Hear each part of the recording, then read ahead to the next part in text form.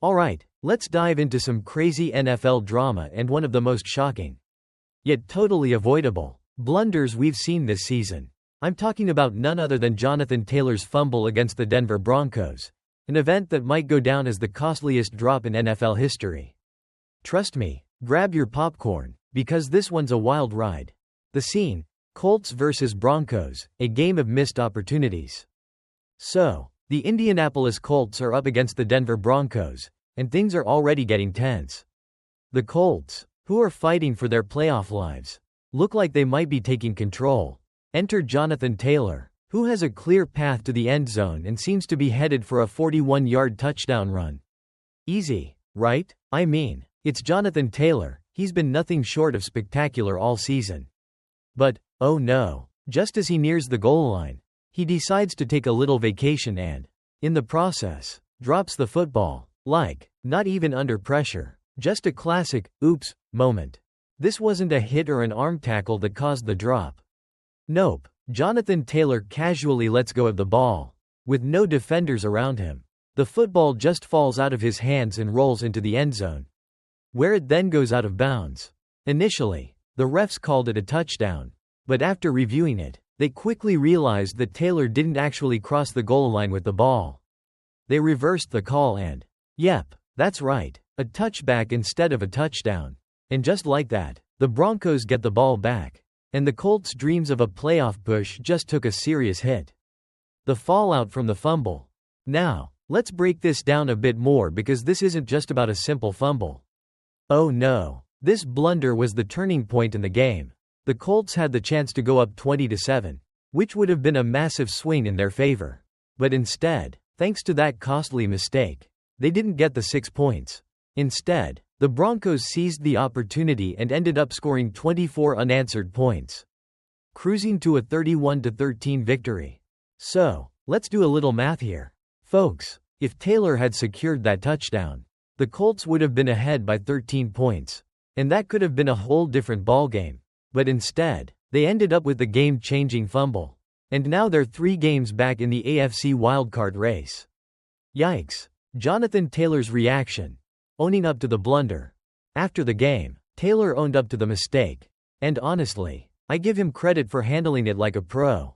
It just can't happen, he said, showing real accountability. No matter the game, no matter the scenario, this is something that should never happen. And he's right. Whether you're in a preseason game or the Super Bowl, you've got to hold on to the football when you're that close to the end zone. As for the impact of the fumble, Taylor said, "I just know we had 6 less points. If I had crossed that goal line, we would have had 6 more points. I don't know how it would have played out after that, but we definitely would have been in a better position." The big picture: a playoff heartbreaker. This loss was a crushing blow for the Colts' playoff hopes. They came into the game 6-7, and a win would have kept them in the hunt for the wild card spot.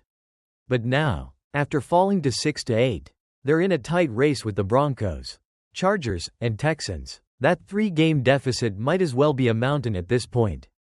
It's especially painful when you look at the schedule ahead.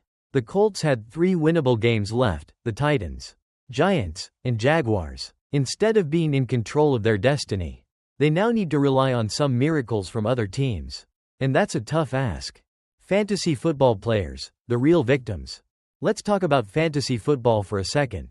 If you had Jonathan Taylor on your roster, you were probably feeling great watching him break free for that touchdown run. But then, bam, the fumble happens, and you're left with 2 points instead of 10.1 points that you would have gotten from a touchdown. For all you fantasy football warriors out there, this is the ultimate betrayal, right? That 41-yard touchdown would have been a huge boost to fantasy teams everywhere. But instead, you got stuck with a touchback. Talk about a kick in the fantasy gut. Another dropped football on Sunday. What's going on? So, let's talk about something that may be even crazier than Taylor's fumble. This wasn't the only dropped ball of the day. In a mind-blowing coincidence, Bengals safety Jordan Battle had a similar mishap earlier in the day. Battle was running a 61-yard fumble return for a touchdown and, guess what, he dropped the ball just short of the goal line. Can we get a collective? What is happening?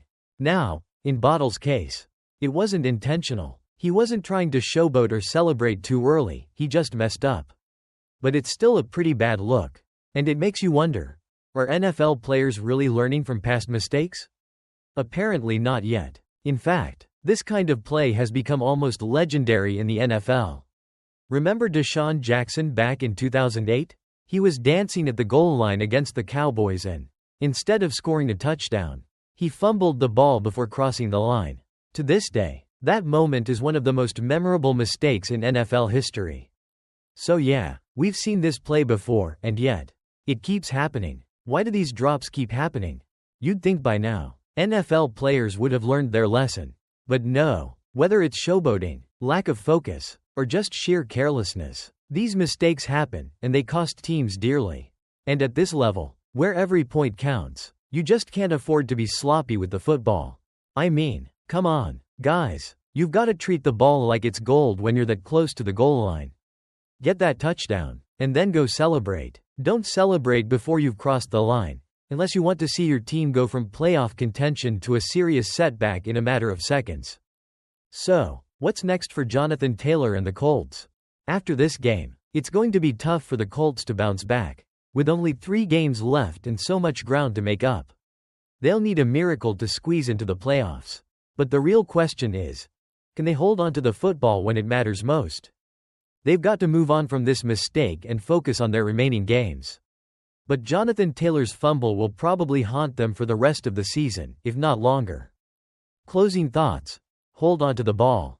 Folks, I'm sure we all agree. The moral of the story here is simple: hold on to the ball.